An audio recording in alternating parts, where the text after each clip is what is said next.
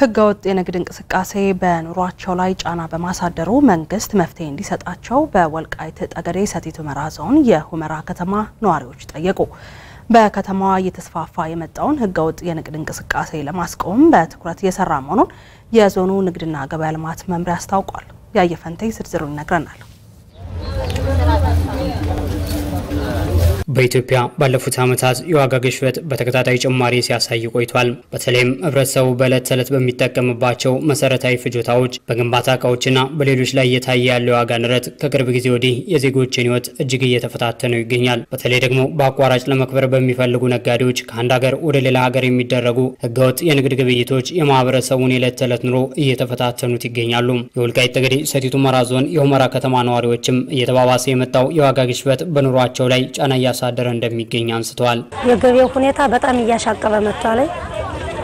በቃ ጤፍ ለራሱ ለኪሎ 80 ብር ነው። ሁሉም ነው በቃ ያልጨመረ ነገር የለም። ስኳር ራሱ 50 ብር የነበረ 140 150 የደረሰበት ሁኔታ ነው ያለው። በቃ በቀን 3 ጊዜ የሚመገብበት አንድ ጊዜ እንኳን ተመግበው ለማደር የተቸገሩ ህዝቦች አሉ። በጣም ኑሮ ውድነቱ የተቃወሰ ነው።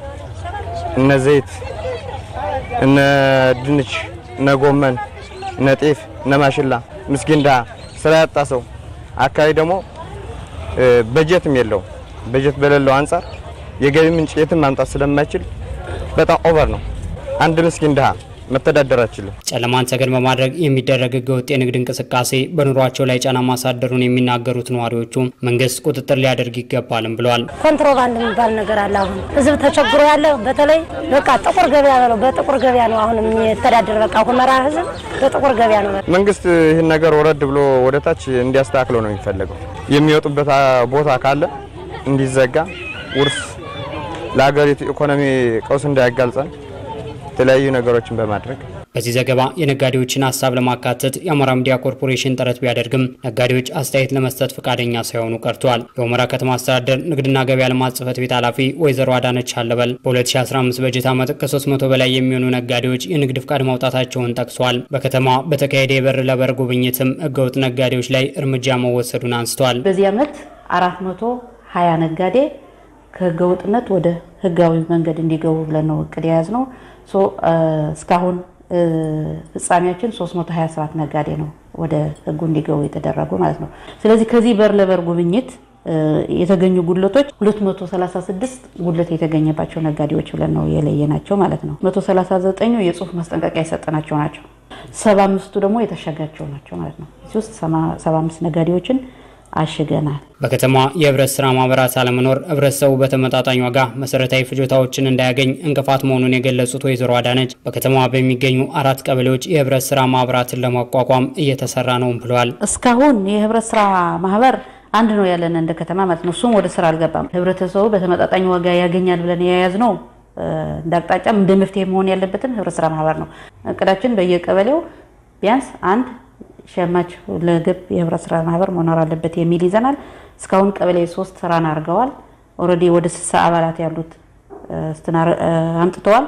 በዞኑ ህገወጥ የንግድ እንቅስቃሴ ለማስቆም ከጸጥታ አካላት ጋር በቅንጅት እየተሰራ መሆኑን የወልቃይት ጠገዴ ሰቲት ሁመራ ዞን የንግድና ገበያ ልማት መምሪያ ኃላፊ አቶ ፍስሐ ጎስ ገልጿል። በኮንትሮባንድ ንግድ ላይ በተደረገው ቁጥጥርም 10 ሚሊዮን ብር የሚገመት ቁሳቁስ መያዙን አንስተዋል። በጋራ በጥምረት የጋራ ተልዕኮ ወስደው ሀገርን የሚጎዳ ህዝብን የሚጎዳ ገበያን የሚያናጋ የኑሮ ቀውስ የሚያስከትል መሆኑ ተገንዝቦ ይህንን በአጭር ጊዜ ኮንትሮል ለማድረግ ሰፊ ስራዎች እየተሰሩ ነው። ኬላዎችን በተለይ የኮንትሮባንድ መውጫ የሚባሉ በሮችን በመለየት እነሱ ላይ ከፍተኛ ቁጥጥር እንዲደረግ እየተደረገ ነው። በተለይ የኮንትሮባንድ አካባቢ የሆኑ ወረዳዎችና ከተሞች በ2015 ባደረግነው የቁጥጥር ስራዎች ከ10.1 ሚሊዮን አካባቢ የሚገመት ብር ተይዟል። ህብረተሰቡ ህገወጥ ነጋዴዎችን ለጸጥታ አካላት በመጠቆም ኃላፊነቱን እንዲወጣ ማሳስበዋል። ለአማራ ሚዲያ ኮርፖሬሽን ለተጠናቀረው ዘገባ ያየፈንቴ ሁመራ